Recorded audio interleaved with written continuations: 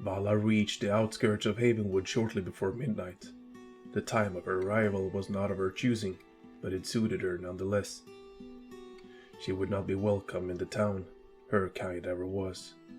Demon hunters were seen as dark omens, harbingers of death, even on the best of days.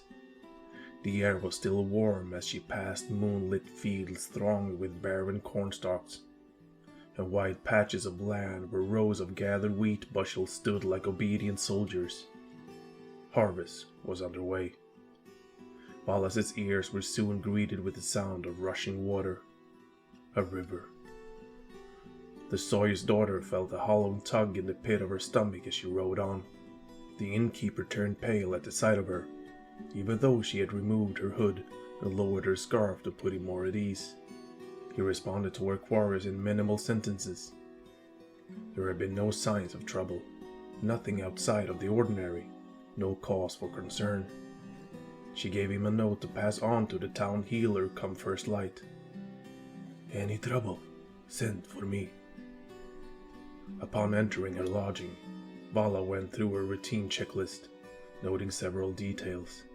A sturdy sideboard suitable for use of a barricade if necessary, no connecting door to the adjoining room, a bed positioned well to the far wall with a clear view of the entry, a single desk and chair, and one window with a 10-cubit drop to the ground outside. Vala then removed her plate armor and numerous weapons. She placed the twin crossbows, daggers, darts, bolas, and quiver of bolts, taking special care with one bolt, crimson with runes adorning the shaft, within easy reach of the bed. Throughout, the sawyer's daughter could not escape the nagging sensation that had vexed her on the ride in, that she was forgetting something important, something vital. It was as if there were a void in her mind, an emptiness where some essential knowledge had once been stored. She finished her unpacking, then sat on the floor and closed her eyes, quieting her mind. She focused on the rhythm of her pulse. Whatever it was that she had forgotten was not coming to her. Other thoughts then intruded as well. What if she was wrong about all of this? What if she had disobeyed Josen for nothing? Worrying about that now would do her no good, she decided, and the errant memory would return to her in time. Vala moved her desk and wrote a short letter to her beloved sister Halissa. She recounted details of her journey, told her that all was well, told her that she loved her and that she would come visit her soon. And she hoped that was true. Maybe after this demon was dispatched, maybe she could take some time away. She folded the letter, placed it in an envelope, then deposited the envelope in her travel bag. Bella snuffed the candle and lay on her side, facing the door, her mind working to retrieve what she felt was lost. She sighed heavily and wished desperately, as she did every night, for a sleep without nightmares of the attack on her village. She wished, as she did every night, that just once she could dream of something good. She had forgotten what it was like to dream of anything but slaughter. Kagan Gray stumbled through the doorway of his farmhouse, having relieved himself in the floor garden outside moments earlier. Seretta would not be pleased if she found out, but she would also keep silent on the matter if she knew that it was good for her. She had known such things when they were first married, but over the years she had learned. Sometimes the lessons were hard, but necessary. The lamp beside the door was unlit, a matter Kagan would take up with Seretta come sunrise. A man could break his damn leg walking into a dark house. After 3 tries, Kagan succeeded in lighting the wick. Kagan absently wondered where Rex was as he headed for the scullery. On the nights when Kagan would come home late from the tavern, Rex would normally greet him at the door, tongue lolling, tail wagging excitedly. Of course, Rex preferred to sleep in Joshua's room. He was most likely there now, curled up at the feet of the bed. The scullery table was bare. Kagan felt the aggravation well up inside, causing his hands to reflexively curl into fists as his jaw clenched. Seretta had been told to have a helping of supper waiting for him. She couldn't be that foolish. Kagan considered that perhaps Joshua had eaten his portion. If so, the boy would have to be punished.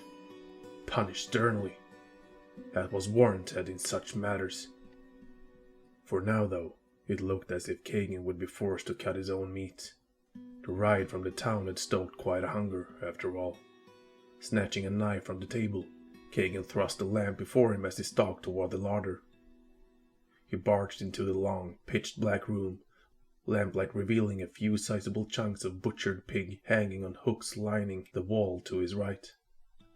He stood at a thick hog leg and smiled. Kagan bent over and set down the lamp so he could cut off a slice. And as he did so, he noticed a puddle of something dark like wine on the floor. He held the lamp closer. Blood. The sight sobered him slightly. There shouldn't be blood on the floor. The hogs were gutted and cleaned outside.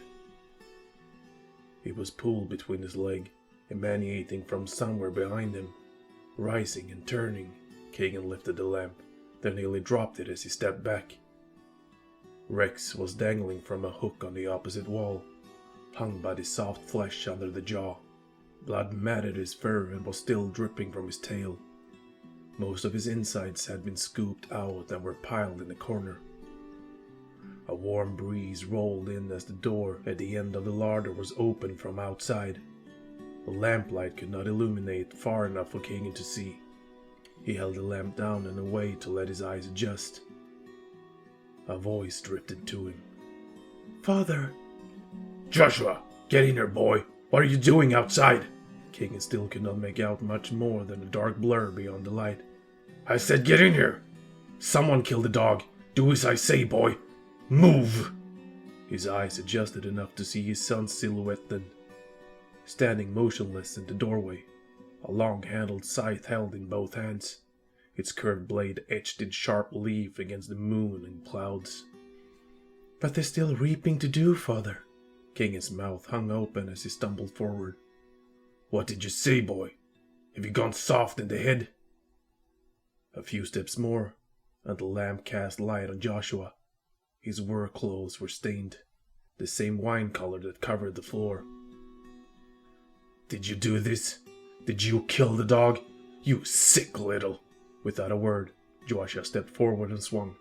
Kagan raised his left arm to block, but at the last second the boy brought the scythe down and across between Kagan's ribs, ripping through his guts.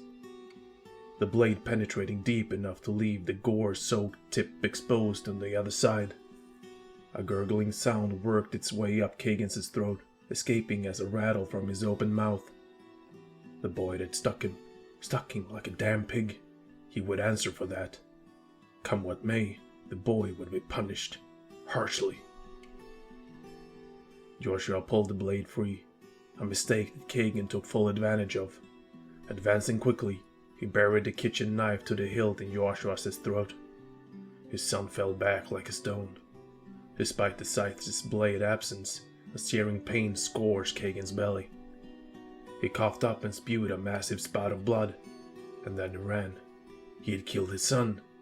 Now all he could think to do was get away, run as far and as fast as he possibly could. He headed straight into the cornfields, heedless of the stalks he crushed or drove aside, stumbling, spitting blood, dizziness threatening to topple him at any instant.